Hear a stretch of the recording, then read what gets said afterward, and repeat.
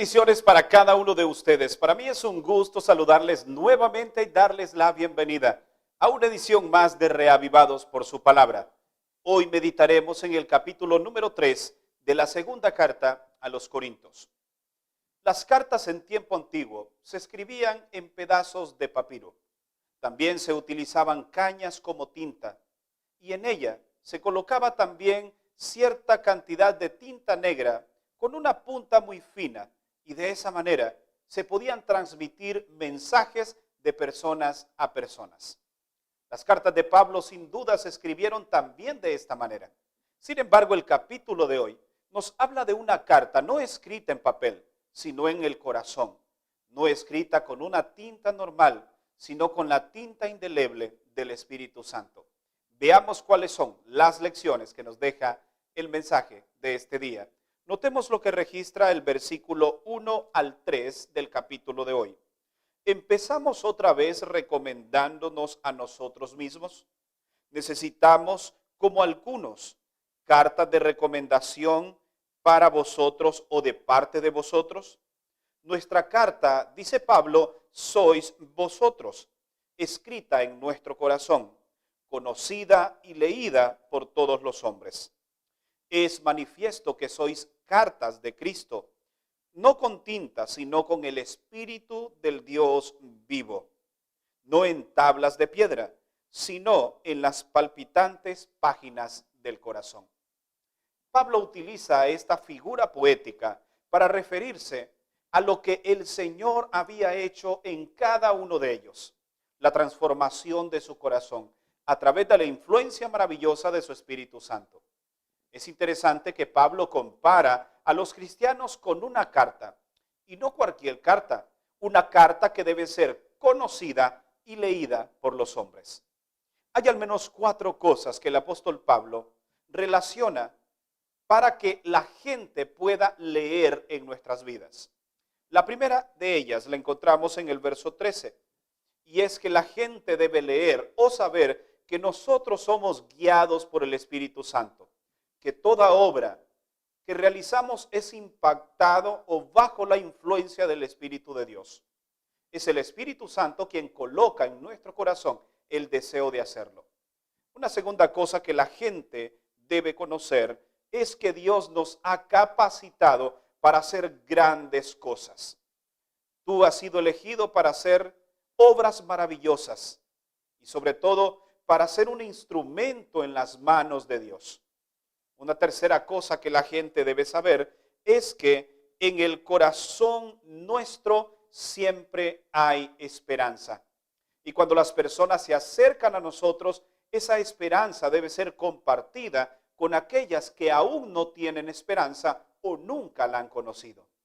Y una cuarta cosa que Pablo menciona y relaciona que la gente debe saber es que nosotros brillamos.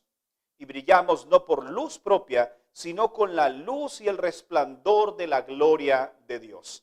Al igual que Moisés, brilló su rostro cuando estuvo en la presencia del Padre.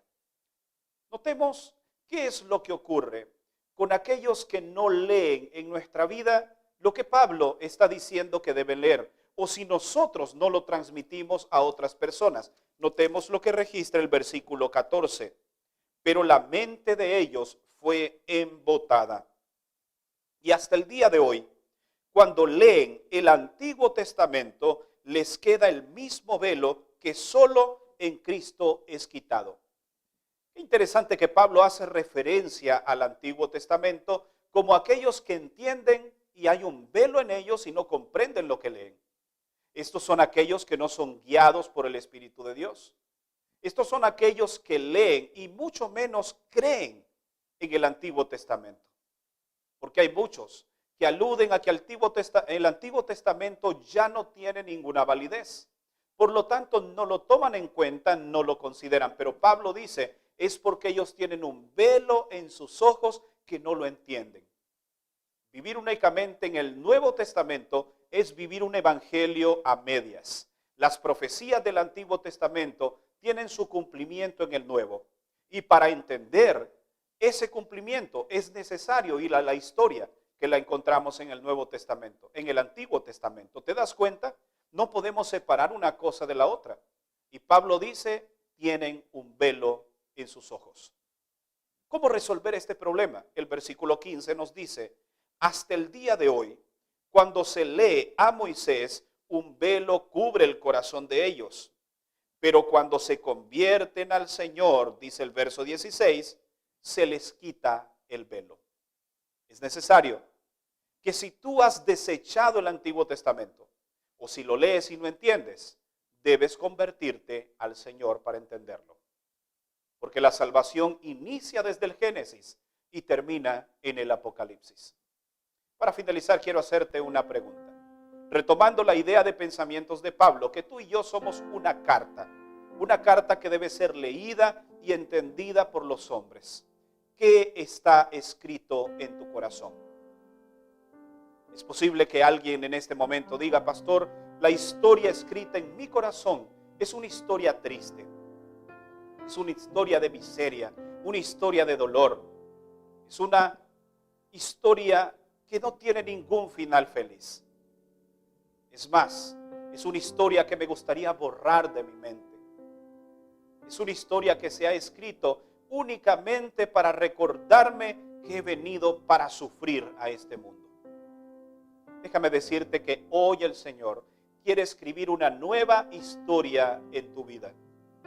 Y que el Espíritu Santo sea esa tinta indeleble que marque tu corazón con segmentos maravillosos en tu vida.